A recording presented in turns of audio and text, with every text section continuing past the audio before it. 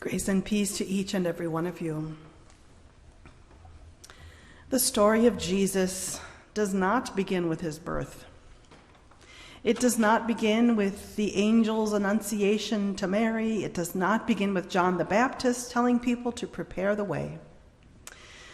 You see, God had been in motion for a long time before the baby is wrapped in swaddling cloths, lying in a manger. God had created the universe and set the world into being. God had made covenants with God's people. God had given the 10 Commandments as instructions for living in right relationship. God had heard the cries of the people and liberated them from slavery. God had worked through unlikely messengers like Jonah and Daniel, Ruth, Esther. God had spoken fierce truths and warnings through the prophets, and yet all of that only took the story of God and humanity so far. There came a time when the people need to experience God in a new way, and God needs to connect with the people in a new way. So God becomes embodied in Jesus for us and for our sake.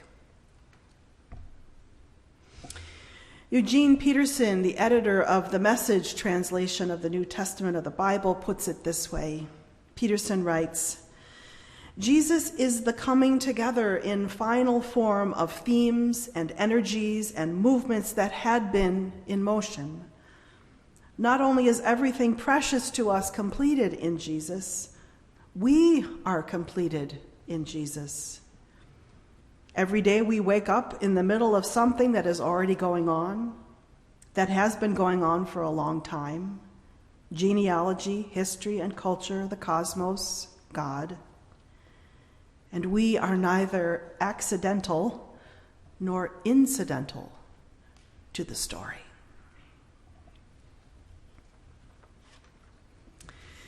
Put more simply, in the words of Franciscan priest and writer Richard Rohr, the infinite one decides to take on finite form. The infinite one decides to take on finite form. So the birth of Jesus continues the ancient story of God with us and is at the same time a new story of God with us. Our Christian tradition gives us continuity with the past and good news of what is and is to come.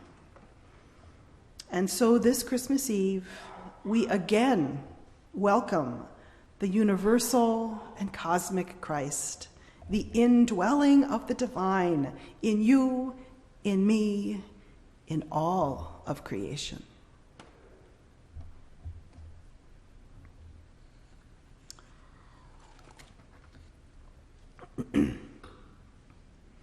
For generations, this remarkable and mind-bending indwelling of God with us has prompted the creation of countless works of art. Visual art, dance, opera, choral music, fabric arts, children's books, popular song, theater, and yes, of course, poetry. And so tonight, this holiest of nights, I offer you the words of poets. Poets who felt compelled to write about the birth of Jesus, the coming of the Messiah, and the difference it might make to each of us individually and all of us collectively.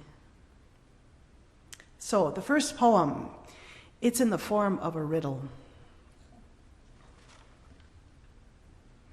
If I were to tell you, Mary, that God has chosen you, if that's what I told you, Mary, what would you do?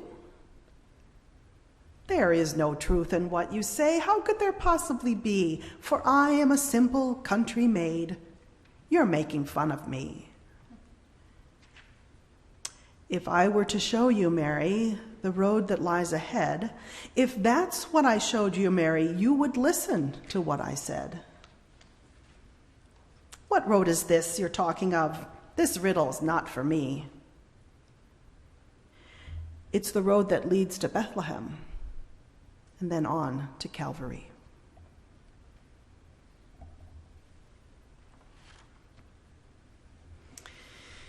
Here is a poem penned way back in the 15th century by John Audeley. Audeley makes the connection between the tree of Jesse from the royal line of David and the birth of Jesus. Here is his poem. There is a flower sprung from a tree. The root thereof is called Jesse. A flower of price, there is none such in paradise. This flower is fair and fresh of hue. It fades never, but ever is new. The blissful branch this flower on grew was Mary mild that bare Jesu. A flower of grace, a flower of grace. Against all sorrow, it is solace.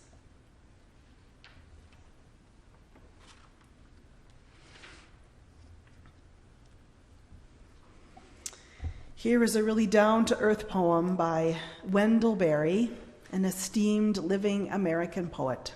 It's called Remembering That It Happened Once. Remembering that it happened once, we cannot turn away the thought as we go out, cold, to our barns toward the long night's end, that we ourselves are living in the world it happened in when it first happened. That we ourselves, opening a stall, a latch thrown open countless times before, might find them breathing there, foreknown.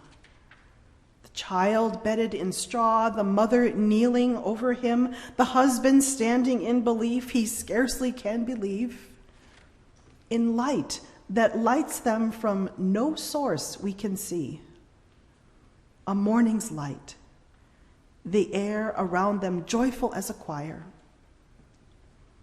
We stand with one hand on the door, looking into another world that is this world, the pale daylight coming just as before. Our chores we do, the cattle all awake, our own white frozen breath hanging in front of us.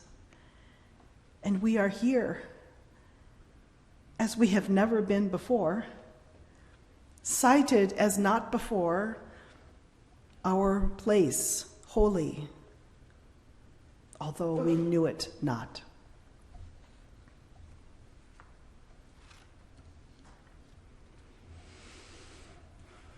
And just one more. This is a poem by Pamela Wynne. It's called The Prophecy of Love. Save for the sun, the nearest star is more than 25 million miles away. So what has a single star shining in Bethlehem to do with this life, or this past year filled with loss? The answer is love. Believe this if you believe nothing else. Love is the star that guides us into ourselves, out of ourselves, toward eternity. So run, shepherds, run. Tonight the coiled snake sleeps. Tonight our small globe is pierced by the light. Run, children, run. The glitter of the stars accents every tree and lights our way. Run, everyone, run, carrying in your arms those who cannot run. Run, greet the light, for tonight the center holds. Time draws down to earth, and the prophecy of love is fulfilled once again.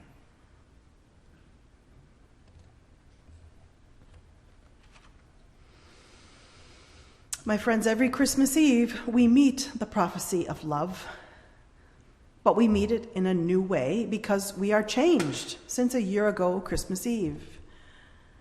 Therefore, I invite you to pause and just think back.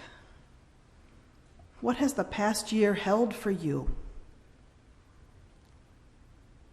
When were you struggling or feeling lost? When were you scared? What made you angry? Did you make time for grief? When did you feel the life draining right out of you?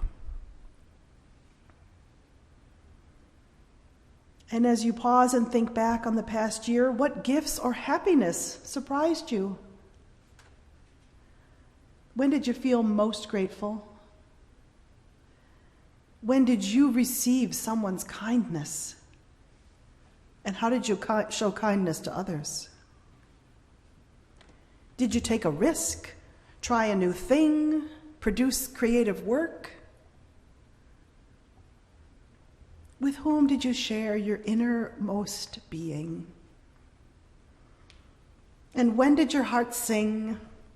How did you experience new life and the breath of life?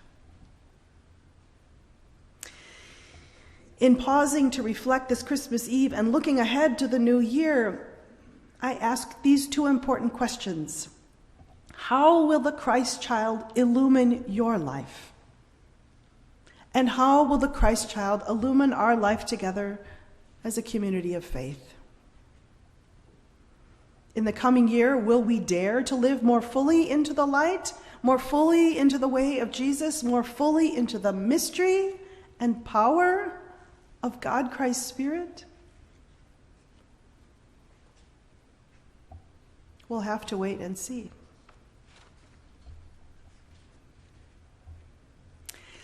I close with the words of our own conference minister, the Reverend Sherry Prestaman.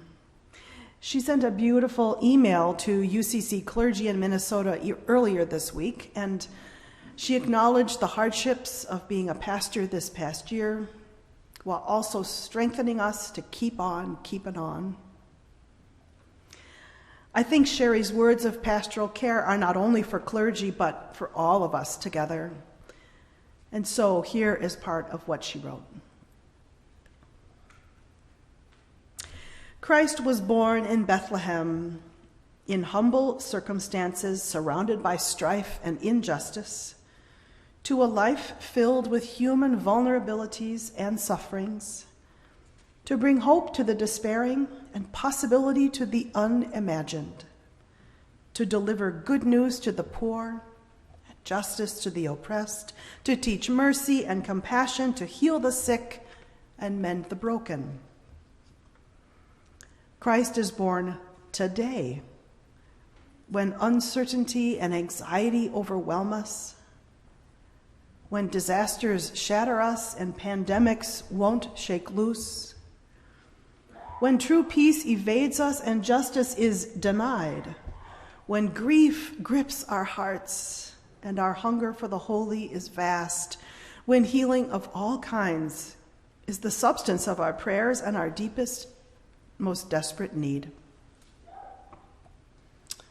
O come, Emmanuel, be born in us today, for you are unmistakable new life, unrelenting spirit at work, unquenchable hope, and unstoppable love.